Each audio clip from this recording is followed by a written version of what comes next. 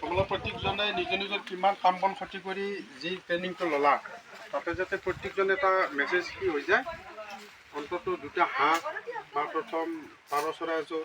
বা মুৰ্গী দুটা পোৱালি হ'লেও আৰম্ভটো কৰা আৰম্ভ কৰাৰ পিছতহে আগবাঢ়ি যাব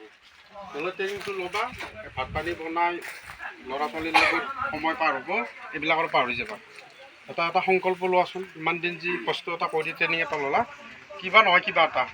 প্ৰত্যেকজনৰ চাগে আছেই নাই যদিও যিবিলাকৰ নাই অন্তত দুটা হাঁহ হ'লেও বা এযোৰ পাৰা হ'লেও বা মুৰ্গী দুটা হ'লেও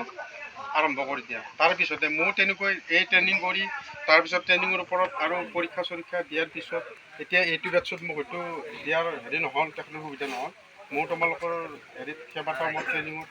মই ক্লাছ দিছোঁ আৰু এনেকৈ ভিজিট লোৱাৰ কাৰণে প্ৰত্যেকটা বেটছে আহি যায় ইয়াতে গতিকে আৰম্ভটো এনেকৈ কৰি দিয়া প্ৰত্যেকজনে আৰু গোটেইকেইজনকে মই এটা শুভেচ্ছা দিলোঁ মোৰ ফাৰ্মৰ পৰাও তোমালোক আগবাঢ়ি যাব